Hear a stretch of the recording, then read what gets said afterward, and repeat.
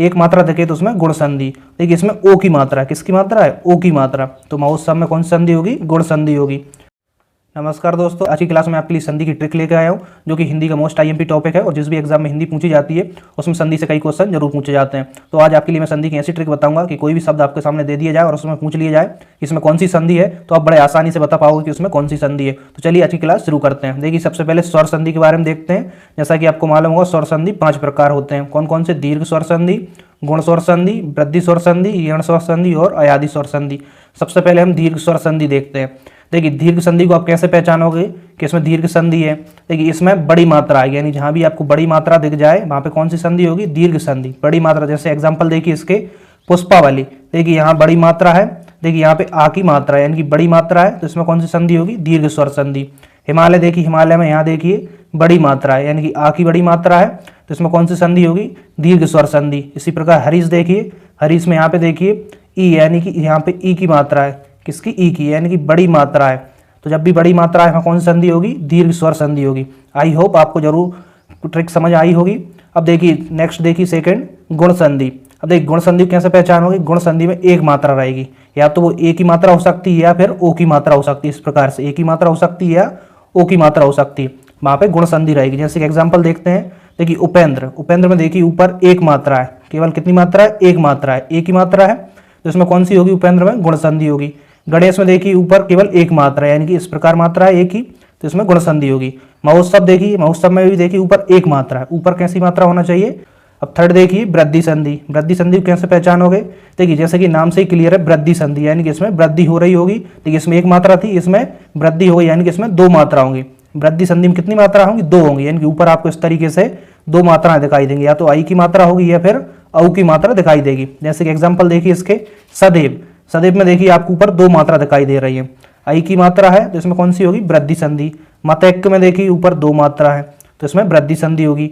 देखिए महोषधि में, महोषधि में देखिए औ की ऊपर 2 मात्रा है, जब भी ऊपर 2 मात्राएं दिखे वो कौन सी संधि होगी, वहां पे वृद्धि संधि। इस प्रकार से हम पहचान लेते हैं। अब फोर्थ देखिए यण संधि। यण संधि को आप कैसे पहचानोगे, इसके लिए देखिए या से आपको याद रह जाएगा या, यानी कि इसमें आपको 3 अक्षर याद रखना है, या बा रा, 3 अक्षर याद रखना है। यण संधि में या से आपको या तो याद रह जाएगा, बा और रा और याद रख लीजिए।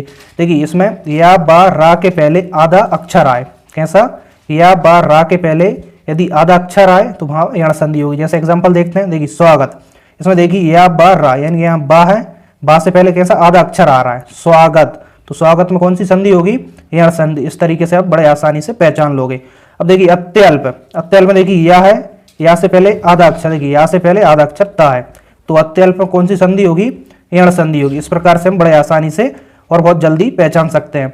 अब देखिए अयादि संधि। अयादि संधि कैसे पहचानेंगे, देखिए इसमें ए आई ओ औ की मात्रा नहीं आती, यानी कि अयादि संधि में ए आई ओ औ की मात्रा नहीं आती, यानी कि इस तरह की मात्रा ऊपर नहीं दिखाई देंगी, ए की, आई की, ओ की और औ की मात्रा आपको ऊपर नहीं दिखाई देंगी। और इसमें अधिकतम 3 अक्षर का शब्द होगा। इसमें अधिकतम कितने अक्षर का शब्द होगा, 3 अक्षर का शब्द होगा। जैसे कि नयन, देखिए नयन, नयन में ऊपर कोई भी मात्रा नहीं है इस प्रकार से, और इसमें देखिए अधिकतम 3 अक्षर का शब्द है, तो नयन में कौन सी संधि होगी, अयादि संधि। नायक में देखिए ऊपर कोई मात्रा नहीं है और अधिकतम 3 अक्षर का शब्द है, तो नायक में अयादि संधि। इसी प्रकार पवन देखिए, पवन में ऊपर कोई मात्रा नहीं है इस प्रकार और 3 अक्षर का शब्द है, तो कैसे होगी, इसमें अयादि संधि होगी। पावक देखिए, पावक में भी ऊपर कोई मात्रा नहीं है और 3 अक्षर का अधिकतम शब्द है, तो पावक में कौन सी संधि होगी, अयादि संधि होगी। सेकंड देखिए विसर्ग संधि कैसे पहचानेंगे। विसर्ग संधि क्या ट्रिक होगी, देखिए विसर्ग अपने आप में किसमें बदलेगा, आधा सा और आधे सा में, यानी कि ससुराते वाले आधे सा में परिवर्तित होगा, षटकोण वाले आधे सा में परिवर्तित होगा और सा शक्कर वाले में परिवर्तित होगा। और कुछ कंडीशन में आपको इस तरह की मात्राएं भी दिख जाएंगी, जैसे छोटी ही और इसमें रा की मात्रा, ओ के साथ रा की मात्रा और रा की मात्रा इस तरीके से ऊपर। देखिए जैसे कि हम यहाँ पे एग्जाम्पल देखते हैं, निशंक, यहाँ पे देखिए आपको आधा सा दिख रहा है, तो आधा सा दिख रहा है तो इसमें कौन सी संधि होगी, विसर्ग संधि होगी। निष्पाप, देखिए इसमें आधा सा दिख रहा है षटकोण वाला, तो निष्पाप, इसमें कौन सी संधि होगी, विसर्ग संधि। दुस्शासन, इसमें देखिए आधा सा दिख रहा है शक्कर वाला, तो इसमें कौन सी संधि होगी, विसर्ग संधि। अब देखिए मात्रा वाले कुछ एग्जाम्पल देख लेते हैं, जैसे कि आपको देखिए ई और रा की मात्रा इस प्रकार से दिख जाए, ई और रा की मात्रा, तो दुर्निर्वार, दुर्निर्वार में कौन सी संधि होगी, विसर्ग संधि होगी। इसी प्रकार दुर्बोध, देखिए इसमें ओ और रा, यानी कि इसमें ओ और रा की इस तरह की मात्रा है, तो दुर्बोध में कौन सी संधि होगी, विसर्ग संधि। निर्गुण देखिए इसमें ऊपर रा की मात्रा है, तो निर्गुण में कौन सी होगी, विसर्ग संधि होगी। इस तरीके से हम इन आसान ट्रिक से भी पहचान सकते हैं। आई होप आज की क्लास आपको जरूर पसंद आई होगी। यदि आज की क्लास पसंद आई हो तो वीडियो को लाइक कर दें, और आप चाहते हो कि मैं व्यंजन संधि की भी ट्रिक बताऊं तो आप कमेंट्स में जरूर बताएं।